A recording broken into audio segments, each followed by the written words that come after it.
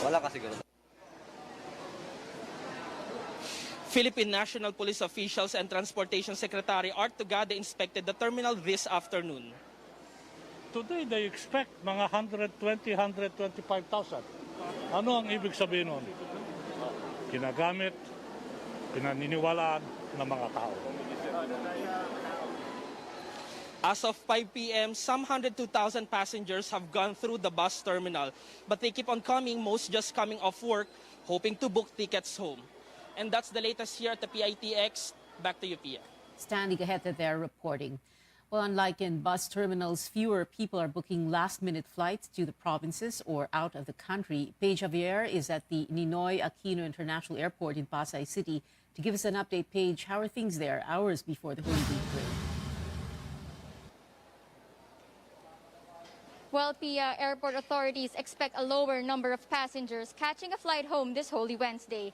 And that's exactly the scenario we're seeing here at NAIA Terminal 3. There are no longer long lines outside the terminal, and waiting areas are not as packed compared to Holy Monday and Tuesday. Some people here are actually those catching a flight overseas who are overseas workers and are bound for international destinations. You can still see lines, however, at the check-in counters. Data from the MIAA shows domestic passenger volume is going down from a peak last Saturday. They say this is normal based on their experience pre-pandemic times. The expected influx of passengers will be on Easter Sunday as people return home. Majority of local flights have early schedules or have been moved to other terminals. There are also no canceled flights or delays reported so far. As I mentioned earlier, the passengers arriving now are mostly overseas workers or those heading abroad for other reasons. Back to you, Pia. Paige, did authorities also inspect the NAIA, and what did they say? Yes, Pia, there were two surprise inspections here at the NAIA Terminal 3 earlier today. First was Transport Chief Art Tugade. He went here earlier this morning and he identified several problems after making the rounds in the terminal. First, he hopes that airport authorities could add more personnel at the entry points and lessen the number of choke points that are causing the long lines. And just a few minutes ago, before we went live at the newscast, PNP Chief Leonardo Carlos also made the rounds in Terminal 3. He was checking the security situation here on Holy Wednesday. Airport authorities earlier said they are prepared for the major influx of passengers this Holy Week.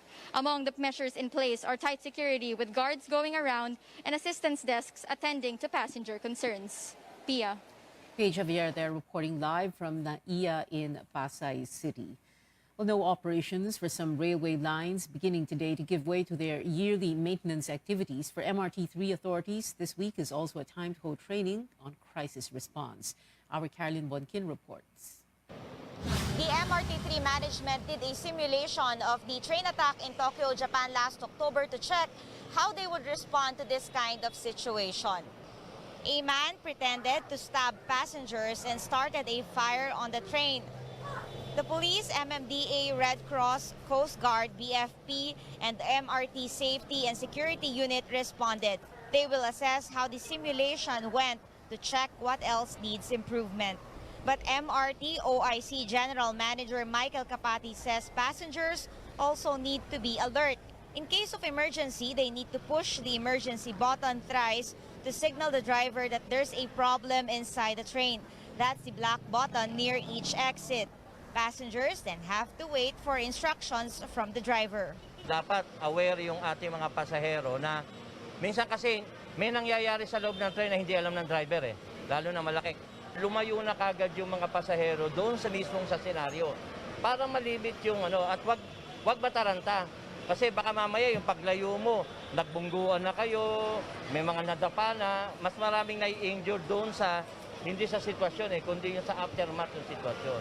Capati says the first line of defense are the scanners where contraband such as grenades, guns, and knives are confiscated before entry. Caroline Bonkin, CNN Philippines. LRT2 also halted operations today, and beginning tomorrow, the brakes are on for LRT1 and PNR for maintenance activities as well. Commuters can expect PNR operations to resume by Easter Sunday.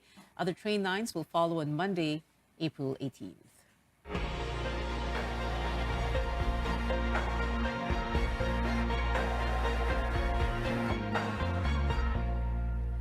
Disaster response officials say 43 people died because of Agaton, 8 were injured, 7 remain missing. Most of the casualties are from a landslide in Baybay City in Leyte. NDRRMC spokesman Mark Timbal says the reported casualties are still being validated. More than 34,000 individuals had to evacuate. Over 21 million pesos worth of humanitarian aid has been provided to evacuees. The Weather Bureau Pag-asa says some parts of the country will continue to experience moderate to heavy rains until tomorrow. May mga areas din po na flooded pa rin. Kaya po iba yung pag-iingat po ang ating pinapaalala sa mga kababayan natin. Kayo po ay magpatuloy na sumunod at makipag-ugnayan sa ating mga local government units para sa mga gawaing pangkaligtasan. Agaton, the first storm to wreak havoc in the country this year, weakened into a low-pressure area this morning, which eventually dissipated. Pag-asa says there will be scattered rain showers in Quezon, the Bicol region, Oriental Mindoro, Marinduque, Romblon, and the Visayas. Well, let's again check the situation in Baybay City in Leyte. Authorities there saying 62 people have died and scores are still missing, most of them residents of Barangay Cantagnos, ground zero of Agaton's onslaught this weekend. Our Rex Remito joins us live. Rex, what do you see? Well, we reached Barangay Cantagnos here in Baybay City a while ago, just a few hundred meters away from where I am standing right now, and what we saw was utter devastation. It was once a community of hundreds of residents, but when we arrived, the silence was deafening. There was almost nobody in the place when we arrived except for a few people from nearby villages and some heavy equipment digging through mud that fell from the mountain. Looking for any sign of life, rescuers are racing against time. As the hours pass by, their chances of finding survivors are getting bleak. Kahapon nagpalipad kami ng mga drone doon para malaman kung may mga tao pang, kung marinig nila yung drone makakaway, makita kung meron pang naghihintay. So ngayon lang kasi talaga tumigil yung ulan, kaya ngayon makakapasok yung mga responders natin na makita rin nila. Lalo-lalo na doon sa mga perimeter, baka mapasok nila ngayon. Baybay City Mayor Boying Cari says 90% of the barangay was flattened by the landslide which struck over the weekend. A probe into what may have led to the tragedy is underway.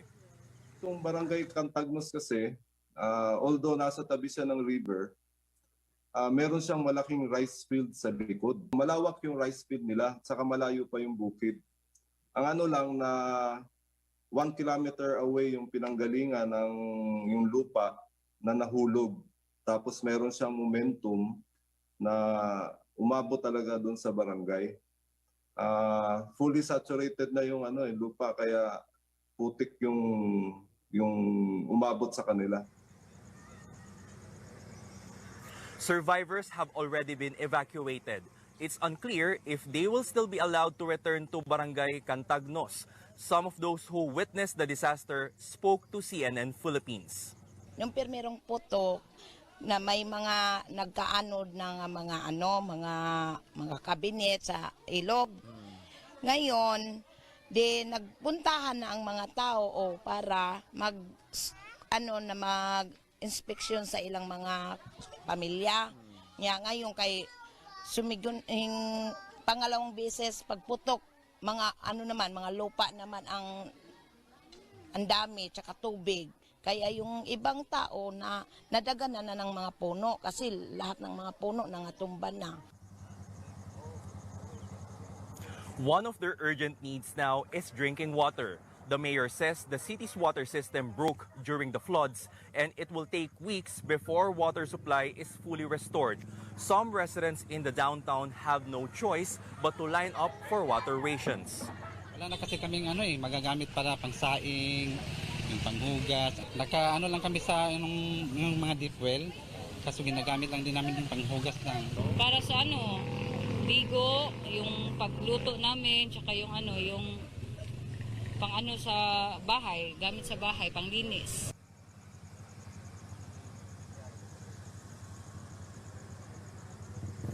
Aside from water, evacuees also need food packs, clothing, blankets, and hygiene kits. Now, time is of the essence, and people here are also hoping that the weather will continue to improve. Back to you, Pia. Stay safe over there. Rex Remito reporting live from Baybay City in Leyte. Well, still in Leyte, you're looking at footage showing the moment a landslide hit Barangay Pilar in the town of Abuyog, which is just an hour away from Baybay City. Authorities say they have recovered at least 7 bodies of landslide victims from Barangay Pilar and 2 other villages. 128 other people were injured. Now, over in Western Visayas, nearly the entire province of Capiz is still submerged in floodwaters. Governor Nonoy Contreras made an aerial inspection earlier today to assess the damage to infrastructure and agriculture from Agaton. Rescue operations are underway for stranded residents. Coming up on Newsnight, more reports of banking fraud. We'll look into one case where the victim allegedly lost almost 100,000 pesos. And in New York, a manhunt is underway after a mass shooting in a crowded subway train. Our consulate also has some advice for Filipinos in the state. Stay tuned to CNN Philippines.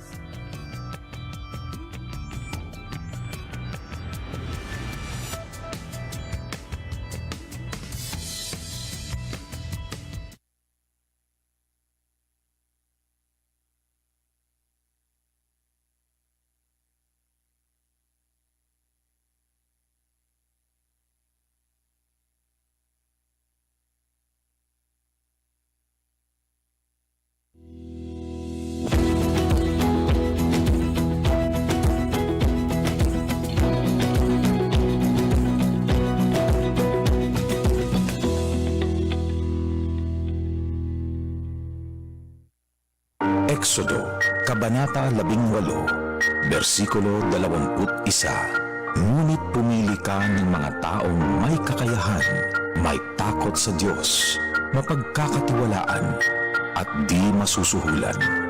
Gawin mo silang tagapangasiwa sa libo-libo, daan-daan, 5-50 at 10-10.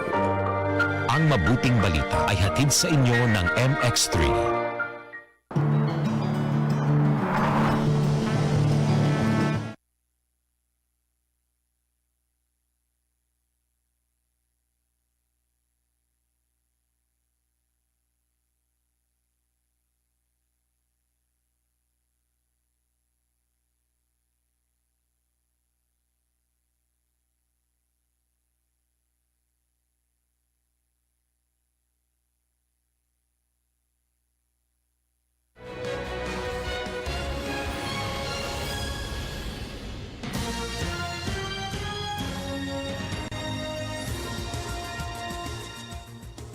Breaking news at this hour, the Food and Drug Administration has approved a second booster dose for senior citizens, the immunocompromised, and frontline healthcare workers. The health department says the additional dose will be given at least 4 months after the first booster shot. Officials are now drafting guidelines for implementation. The latest data show more than 66 million Filipinos have been fully vaccinated, but only 12.4 million have been boosted. This is a developing story. We will bring you more information as soon as they become available. Agriculture Secretary William Dar tells CNN Philippines they have been investigating a, quote, good number of their officials over reports they are allegedly involved in smuggling. Dar says the comprehensive investigation has been going on since last year. He refused to disclose other details since those tagged have the right to due process. Until we are through with our investigation and we are clear that may ginawang masama or collaboration sa mga smugglers, we will bring this to the open in due time. Wala pong powers to dismiss. I will also recommend this to the President kung dismissal. Depende dun sa gravity ng involvement. In yesterday's hearing, Senate President Tito Soto named 4 alleged smugglers of agricultural products, adding that, according to whistleblower, DA and customs officials are protecting suspects. Dar says the names did not come up in their investigation, but confirmed that one of them, alleged onion queen Leah Cruz, is a known importer. Senator Cynthia Villar said Cruz was investigated before. I just want to manifest na noong 2014, nasa listahan na namin yung si Leia Cruz. And blacklist na yan noong 2014 kasi I was chairman of agriculture since 2013. Lumabas na yan sa investigation namin. So parang wala pa lang nangyari na blacklist yan kasi hanggang ngayon lumalabas pa rin yung Leia Cruz about onion. Sa mga planters din at importer, alam ko yun. Pero kung nang-investigan na previously, bakit hindi inahabla? After his absence in the last 3 hearings and calls for him to resign, Dar apologized and said he serves at the pleasure of the president. He added the agency has so far confiscated 800 million pesos worth of smuggled vegetables from China. Well, last year, hundreds of Banco de Oro account owners fell victim to online banking fraud. Now, customers of another bank are complaining about losing thousands of pesos to scammers. Tristan Odalo reports. 20 minutes, that's how long it took for the savings of Leia, not her real name, to disappear from her bank account last March. The nightmare started after she received a call from an alleged bank employee. Maingat pa ako noon like tinanong ko ano yung account number ko, tinanong ko anong name, address. Alam nila mismo kung kailan ako nag-open ng bank. Kaya syempre, niwala ako. Parang alam na nila yung buong data ko eh. When she felt that something was not right with the call, she immediately tried to stop the transaction. Tumatawag na ako mismo sa security bank. Unfortunately, sobrang tagal bago nila sinagot yung tawag ko. Minimum yung 30 minutes. Leia lost almost 100,000 pesos. Pinagtrabahuhan ko yan for ilang years. Tapos, gagamitin ko siyang pang tuition. Tapos, nawala lang din bigla. She claims more people are coming out after falling prey to online scams. Yung isang babae, manganganak siya, nawalan sila ng malaking amount din. Yung isa naman, may anak siyang may kidney disease. Meron kaming dalawa na ikakasal sana. Ipon nilang magnobya. Tapos nawala lang din lahat ng ipon nila. Leia said that after a series of investigations, the bank refused to return her money. Dapat secured kami sa pera na nakalagay sa bangko namin. Pero bakit alam ng ibang tao yung account numbers namin? Bakit alam nila kung kailan kami nagbabangko? Bakit alam nila yung home address? In a statement sent to CNN, Philippine Security Bank said they thoroughly investigate reports of fraud. They said they have also listed down initiatives to protect customers, including releasing advisories in all of their platforms. The statement added that they have also invested in new technologies to boost their cybersecurity. The bank also said they are working with banking organizations to spread awareness about cybercrimes. More bank customers are falling to the same modus. Last December, close to 700 BDO bank account owners complained that they had been victims of online fraud. In 2021, the Bankers Association of the Philippines said an estimated 1 billion pesos were lost to online bank schemes. In 2020, the Bangko Sentral ng Pilipinas reported that 13% of 20,000 consumer complaints were due to unauthorized and fraudulent transactions. Tristan Udalo, CNN Philippines. The BSP says it will look into the refund process and the possible data breach in banks. It also advises customers to be more vigilant.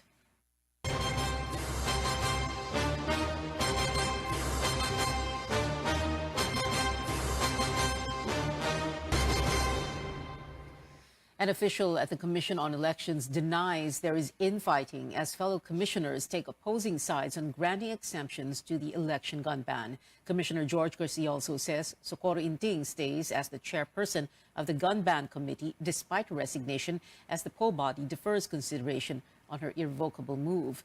On Tuesday, Inting stepped down as panel head to protest the en banc's vote, allowing Chairman Saidamen Pangarungan to exempt certain cases from the gun ban and to place an area under COMELEC control. In solidarity, 2 commissioners who voted against Pangarungan's special powers, Amy Ferolino and Marlon Casquejo, wore black in today's en banc meeting. Wala pong mga kuro-kuro na infighting, may na-divided na ang commission, hindi po totoo yun. We deferred consideration of the resignation of Commissioner Inting out of respect sa kanya. Walang sinasabi nila, yung mga may discussion, I can honestly tell you with God as my witness, walang vehement objection, reactions, or whatever. Napaka-solemn ng aming discussion doon at naging maayos yung aming talakayan patungkol sa issue na yon. The other COMELEC officials who voted in favor of the chairman's special powers include Pangarungan himself, as well as new commissioners George Garcia, Amy Neri, and Ray Bulay. On to the presidential candidates. 60 retired officials of the Philippine National Police and its forerunner, the Philippine Constabulary, have expressed strong support for Vice President Leni Robredo's candidacy. They said Robredo's peace and order advocacy resonates with them, including her approach to continuing the drug war, which is through education and rehabilitation. The retired police officers also holding on to Robredo's commitment to strengthen the criminal justice system and to beef up the police force. Manila Mayor Isko Moreno refusing to back out of the presidential race to give way to Robredo. Moreno dismissed calls from former supporters to make the, quote, supreme sacrifice and dared unnamed rivals to do it instead. Ang pinakamaganda, siguro, yung hindi na nag-go-grow na kandidato dahil they're talking to their own echo chamber should also do the same. Supreme sacrifice. But my supreme sacrifice is here today. This is the sacrifice. Despite of misimpression, misperception, or perception, or impression that the other side of the river is doing and creating in your eyes, in your mind, this is the sacrifice. I'm going to sacrifice myself to address yung problema ng taong bayan. Senator Manny Pacquiao downplayed the One Cebu Party's endorsement of former Senator Bongbong Marcos. Pacquiao said he is confident of getting the support of Visayans because he speaks their language. Hindi ko makuha yung suporta ng mga halos incumbent ng mga Bisaya, yung mga nakaupo, kahit sa buong Pilipinas. Pero ang suporta ng majority ng suporta ng mga mahihirap nasa akin. Labor leader Caliodi de Guzman calling on the Education Department to bring back history classes to the curriculum after Pinoy Big Brother housemates called the Gomburza Brothers Majoha. The labor leader, or the Gomburza priests. The labor leader says the seemingly small error reflects how vulnerable the youth is to historical revisionism and fake news. In 2014, DepEd removed Philippine history from the grades 7 and 8 curriculum and replaced it with Asian studies. 3 more candidates will join the 11th CNN Philippine Senatorial Forum. Watch them side by side as they bear their platforms and stand on issues. That's on Sunday, April 17 at 7 in the evening with senior correspondent and anchor Ruth Cabal only here on CNN Philippines.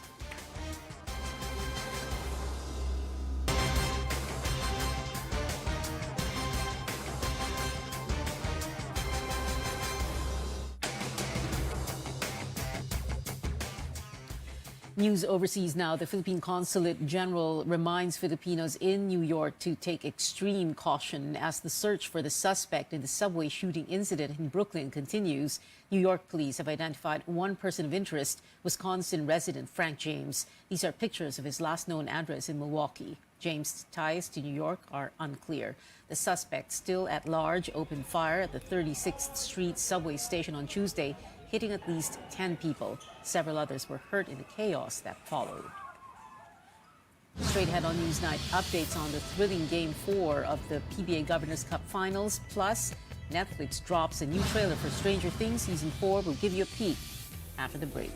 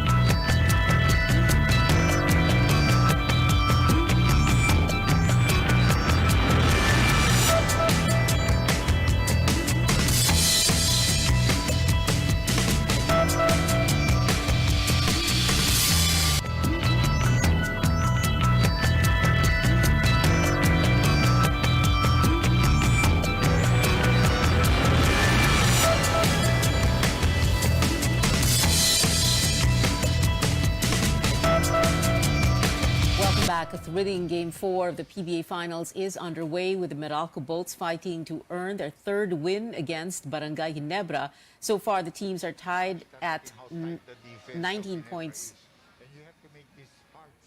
Oh, okay. Let's correct that now. It's 19-21. Ginebra 21 points in the lead in the first quarter. If the Bolts win, though, they only need one more victory to bag the Governor's Cup title, which would be their first PBA title. But Ginebra's already captured wins of its own, with Scotty Thompson nabbing Best Player of the Conference and Justin Brownlee being named Best Import. Stay tuned to our social media platforms for more updates. On the small screen, a lot more has been revealed about Season 4 of Netflix sci-fi hit Stranger Things. In the newly released trailer, we catch Site 11 supposedly losing her powers and a mysterious villain from the Upside Down. Take a look.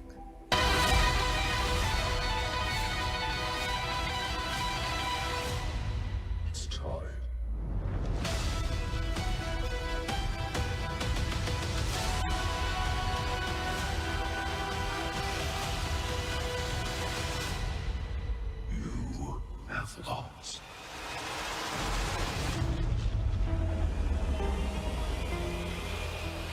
Stranger Things 4 comes out in 2 parts. Volume 1 premieres May 27th. Volume 2 is out on July 1st. And that is it for now. Before we go, we'd like to thank our viewers. CNN Philippines once again named the most trusted media outlet in Publicus Asia's latest survey. Stay safe, have a blessed Holy Week, and see you on Monday. I'm Pia Honteveros for Newsnight, where we go above and beyond the headlines.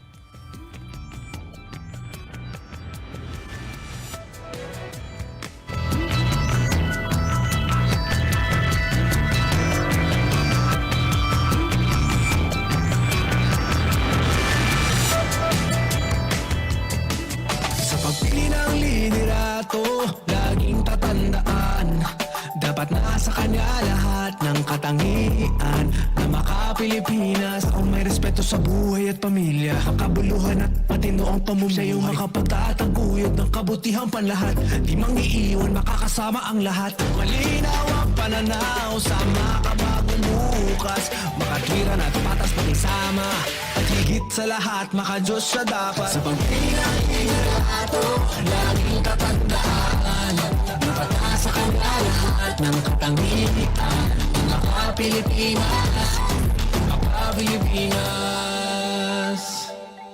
Gabayan ng Pilipinong bumoto ng responsable.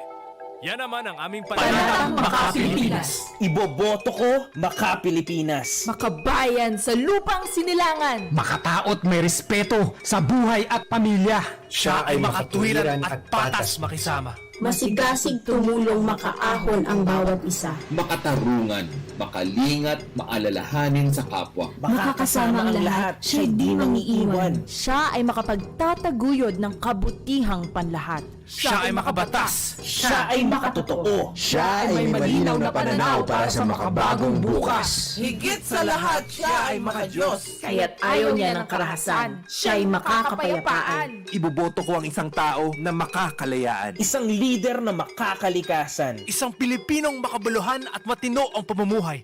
Sa isip, sa salita, at sa gawa. Gabayan ang Pilipinong bumoto ng responsable. Yan naman ang aming panata sa PPCRB. Ako si Melinda, tindera, kumakayod para sa pamilya. Sa halalan, huwag niyo kong kalimutan. Arnold ho, bumabiyahe para sa maginhawang buhay. Sa halalan, huwag niyo kong kalimutan. Carla po, nurse, nagsiservisyo sa Pilipino. Sa halalan, huwag niyo kong kalimutan. Sa boto mo, apektado ang buong bayan. Sa halalan, huwag natin sila kalimutan. Paalala ng Ad Standards Council, Ad Foundation, KBP at ng himpilang ito. Kakapost lang ni Doc Green Official. Alam mo, space ba na green face mask is better than blue? Question mark, exclamation. Green equals sign dahon. Dahon equals sign kalikasan. Therefore, mask plus sign green equals sign nature protected, letter U. Huwag paloko, mag-fact check muna. Ang totoong balita, tunog tama, dapat tama. Isang paalaala mula sa KBP at ng istasyong ito. Blue plus sign, yellow divided sign by rainbow equals sign.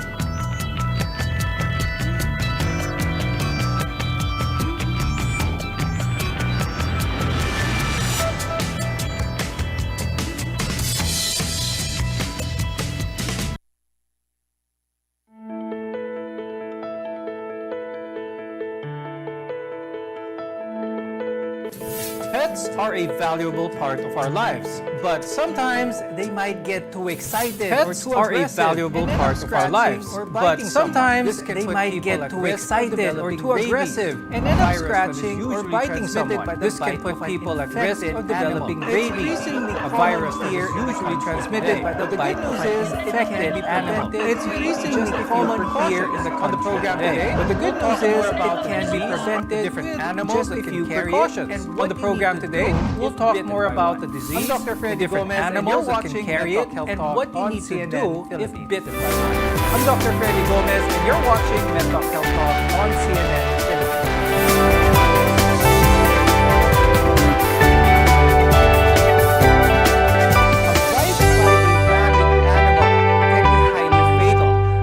Easily preventable. A bite by a rabid animal can be highly fatal, but it's easily preventable. Our guests are here today to tell us how we can best protect ourselves from rabies in a country where it's extremely rampant. With us today is Dr. Jennifer Manzano. She's an adult neurologist from the Asian Hospital and Medical Center. Also with us is Dr. Camille Macalalag Santa Cruz, who is an emergency medicine specialist from the Rizal Medical Center in Pasig City and the Asian Hospital in the entire world. Now, we have one of the highest prevalence of rabies in the entire world. The Philippines actually records over 200 deaths every year because of it. But outside of Asia and Africa, this disease is considered rare. Dr. Jen, I'll start the discussion with you. Why is it so rampant and widespread here in the Philippines? We have a lot of animals that are stray. We are an agricultural country, and so we are very exposed to wildlife. After all, rabies is seen in animals and get transmitted to humans. So I think these are the reasons why it is more rampant in the Philippines compared to other parts of the world. Now, the first step we need to take in order to take control of this rabies situation is better awareness of the disease. Dr. Camille, tell us what exactly is the rabies virus, and of course, especially how is it transmitted? Which animals transmit it? Rabies virus or rabies is a fatal but preventable disease. It is caused by a virus, and may dalawang ways to get infected. Either you are bitten by a rabid animal, or you are non-bite naman yung exposure. Like you get scratched, or you get an abrasion from exposure, or playing with your pet, or you have an open wound that's been licked by an infected animal. So those are the ways by which you get infected. What animals are usually infected by rabies? Usually, they're seen lang sa mammals. Yung mammals, they are warm-blooded animals that have fur. So, anything from dogs, cats, domesticated and non-domesticated, like big animals or large animals like cattle, horses. Some pigs have been documented also to get infected. You said that it can be in the wild, transmitted through a pwedeng scratch. magkaroon Can you ng define what a rabies ang mga scratch bats. is? You said that it can be transmitted through a scratch. Can you define what a scratch is? A lot of our viewers sometimes are very worried na kalmot sila ng pusa or ng aso. Walang dugo, but should they still go and have the rabies vaccine just to be safe? Pag sinabi pong scratch or kalmot, it is basically caused by a sharp portion of the animal, or a body part of the animal. No? Pwede kang ma-scratch by yung claws or yung paws ng animal ng alaga mo. Yung kuko. Or pwede ring ngipin ang ginamit pero hindi siya bumaon. No? Ibig sabihin, mababaw lang siya. Pero, so, mga mabababaw na sugat, or scratches or abrasions, pwedeng hindi mag-bleed. Pero we get a lot of patients at the ER pagdating sa amin, Doktora, pinadugo ko na po yan. So, yung piniga ng piniga hanggang sa hindi na nga nagdudugo, dumugo pa lalo. So, ibig sabihin na punit, nagkaroon ng tear dun sa where the scratch should have been. No? So, that's actually, makes it even worse. So, yan yung isang practice na ayaw sana natin gawin. Minsan may mga alaga tayo maharot. They're very playful, no? And you cannot control them. I mean, it's by nature, no? They use their claws or their paws. And if you get a scratch, agad-agad, no? Wash with running water. Use soap, no?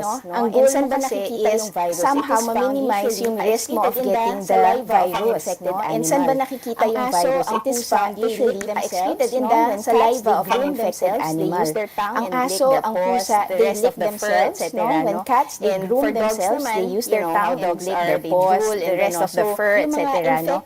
And for dogs naman, you know how dogs are, they drool and then also yung mga infected na substances or fluids from these animals can actually be, you know, that's where the virus can be found. So if you get that on your skin, on an open wound, then you get infected. You have a risk of getting the virus. Now, Dr. Jen, what are some of the early warning signs of this disease? Of course, ayaw natin umabot doon, but how long does it take for these symptoms of rabies to start appearing? The symptoms are usually due to hyperactivity of the nervous system. So, pwedeng nahihirapan silang lumunok. So, there's a lot of, minsan may drooling, nahihirapan mag-drink ng water, ayaw nila sa tubig. Not because takot sa tubig, but because they have difficulties swallowing water. They may have jitteriness or nanginginig sila. And then they can have behavioral changes. So these are the signs and symptoms of rabies. Primarily because the nervous system is affected. Pero initially, the earliest signs, pwedeng mag-manifest siya as like any viral illness. So parang flu lang siya. Kapag umabot dito sa neurological symptoms, nagagamot po ba ang rabies kapag umabot dito? When it has reached the brain, it will have a 100% case fatality rate. This means that mamamatay talaga kapag ang isang tao kapag merong sintomas ng rabies. So talagang kinakailangan, one has to go to the hospital for post-exposure prophylaxis. Ang ibig sabihin, kailangan mabigay yung medicine that can neutralize the virus and be given the vaccination that will actively work against the virus. The recommendation is that the sooner that we get the immunization against rabies, and that means the passive and the active immunization, the better. Once you have neurological symptoms, if these symptoms appear, there is no effective treatment, unfortunately. This is why more on this when we return. These symptoms to reach that point is the best cure. More on this when we return. You're watching MedTalk Health Talk, your partner.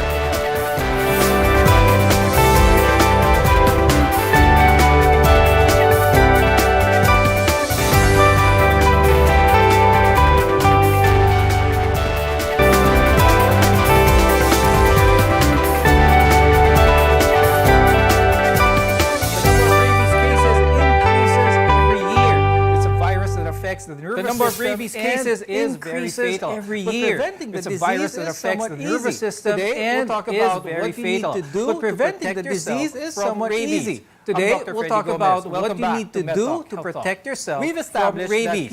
I'm Dr. Freddy Gomez. Welcome back to MedTalk Health Talk. We've established that people usually contract rabies through a bite of a rabid animal, an animal that is infected with rabies. We can also get it through scratches, abrasions, or even open wounds that were exposed to the animal's saliva. Dr. Jen, what if I was bitten by a rabid animal, but there are no wounds? Should I still have myself checked? From the outset, you don't know if the animal is rabid or not. An animal who is exhibiting behavioral changes most likely is rabid.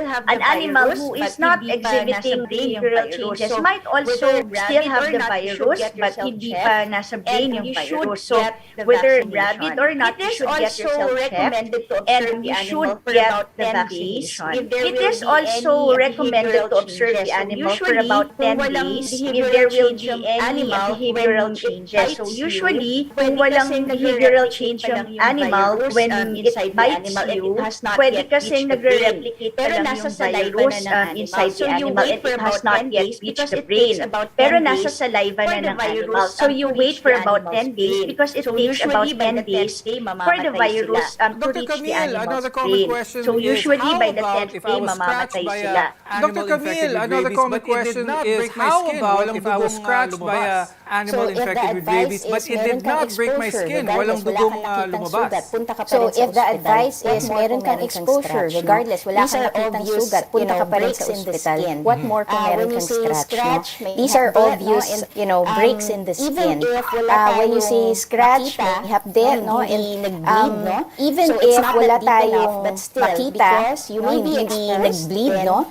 So it's not that deep enough, but still, because you may be exposed, then it's best to go to the hospital na lang for prevention. For animals, kasi they're not born with rabies, so it's also a disease for them. They either interact with a rabid animal. It doesn't have to be, cat interacting with another cat. It can be being one room with a bat, that can be potentially a carrier for rabies. It's best really to be responsible pet owners if you decide to own a cat or a dog, to either keep them indoors. If you don't have the luxury naman of keeping them indoors, then make sure that they're not exposed to other animals that, might be exposed also to other animals who are infected with rabies. Okay.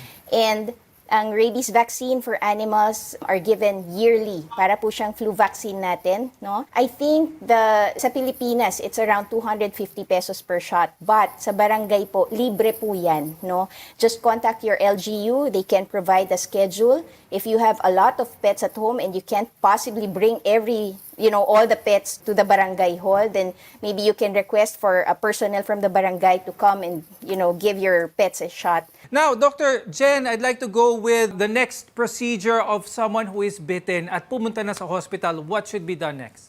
Kailangan mabigyan siya ng post-exposure prophylaxis. And this is there are two kinds, no? One is the immune globulin. The purpose of immune globulin is to provide passive immunization. So it's 4-dose vaccine given over 2 weeks. This will neutralize the virus para hindi siya magre-replicate at hindi dadami yung virus, no? At hindi naaakyat papunta sa nervous system. Now, Dr. Camille, is the passive and active forms of immunity given at the same time? So it depends on your exposure category. We categorize yung type ng sugat mo from your exposure para malaman natin kung anong klaseng vaccines ang pwedeng ibigay sa'yo, no? Or yung immediately kailangan mo. So, category 1 is licks on closed skin, no? Na dilaan ka ng alaga mo, ganyan. Usually, pagka ganon, hindi kailangan ng bakuna. We encourage lang, i-wash mabuti, maligo ka, no? Hugasan mo yung parte na nadilaan, ganyan. If, however, dinilaan ka sa muka, and then pumasok yung laway ng pet mo sa bibig mo, then we recommend that you go for a rabies shot. Pag naman sinabing category 2, meron pong break sa skin. Meron kang galos, meron kang scratch, no? Na pwedeng pamasukan nung virus. So pagka ganun po, nire-recommend namin yung rabies vaccine. Pasok sa category 3. Ito po yung talagang nilapa ka nung animal, no? Meron kang big laceration from the dog bite. Talagang sugat, nagdudugo. Automatic category 3 po yun. Other wounds or other exposures na category 3, kahit scratch po, pero nasa neck and up, ibig sabihin napakalapit sa utak natin, no? Napakabilis ng pwedeng travel ng virus to the brain, then that's considered category 3. Or sa mga areas na highly innervated. Ibig sabihin madaming nerves kasi tandaan po natin, ang goal ng virus na rabies ay makarating sa utak, no? So, pwedeng ang channel nila ay yung mga nerves natin. So, pag nakagat ka sa kamay, ayun, highly vascularized yung area na yan, sa kilikili, or yun nga, from neck up. Category 3 yan automatically. Any lick, wala kang sugat, pero pumasok yung laway ng aso sa bibig mo, then category 3 yan. So, pagka ganon, kailangan 2 klase ang ibibigay sa'yo. Yung rabies vaccine, which will give you active immune response, and yung HRIG or IRIG, depende kung anong meron dun sa emergency room ninyo, no? Or dun sa animal bite center. Now, seeking medical attention after being bitten or scratched by a rabid animal can prevent rabies. But there are also several precautions you can take to protect your pets from infection. More on this when we return. Your health is our mission here on MedTalk Health Talk.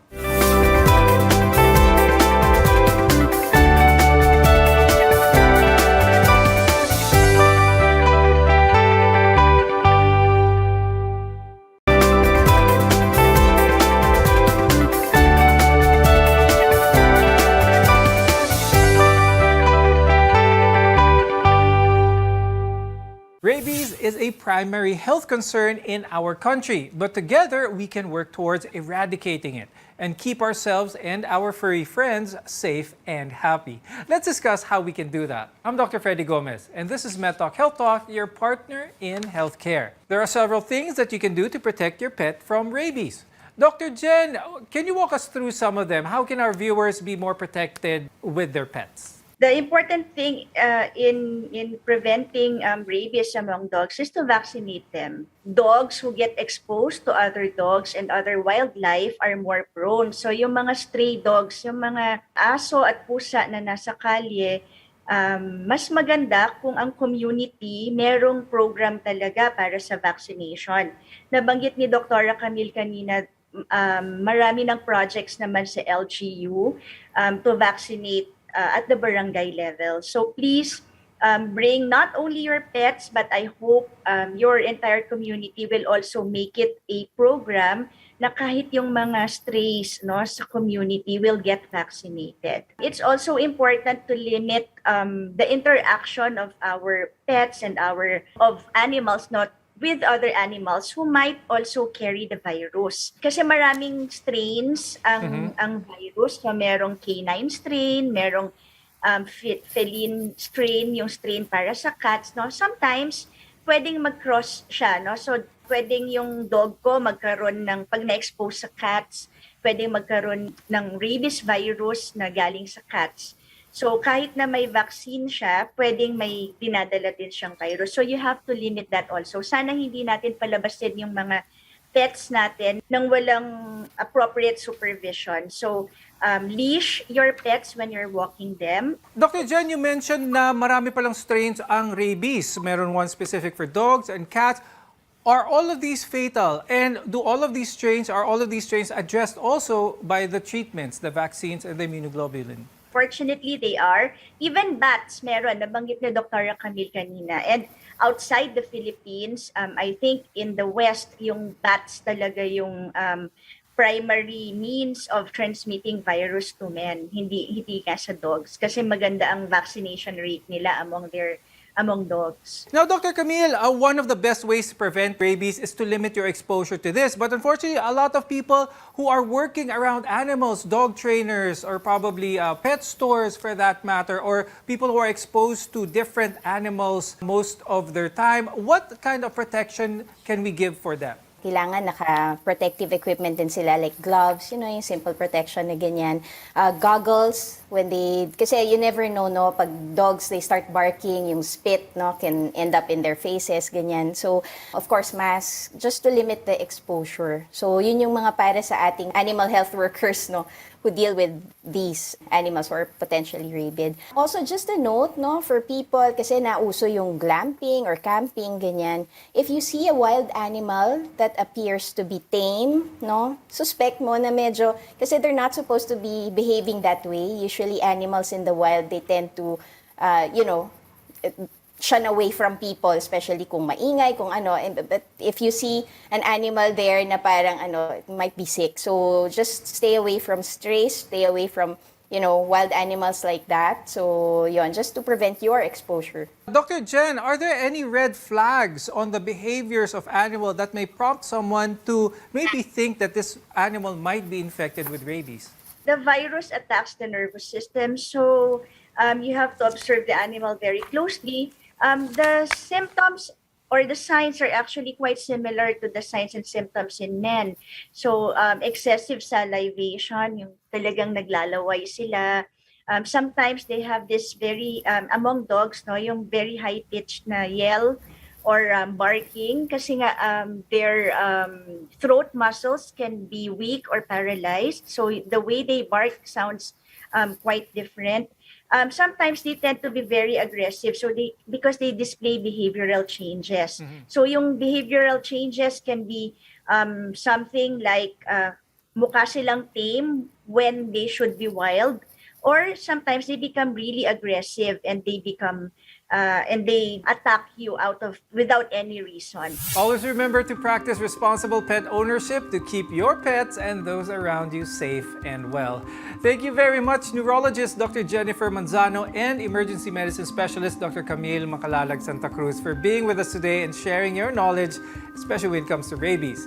I'm Dr. Freddy Gomez, and thank you for watching MedTalk Health Talk on CNN Philippines. We'll see you again next time.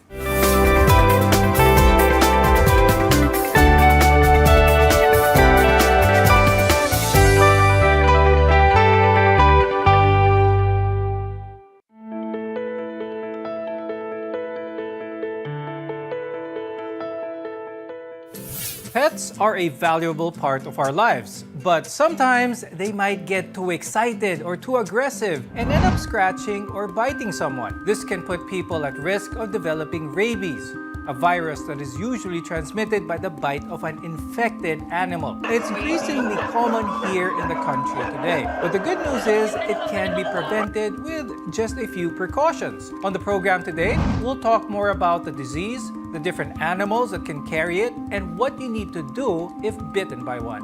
I'm Dr. Freddy Gomez, and you're watching MedTalk Health Talk on CNN Philippines.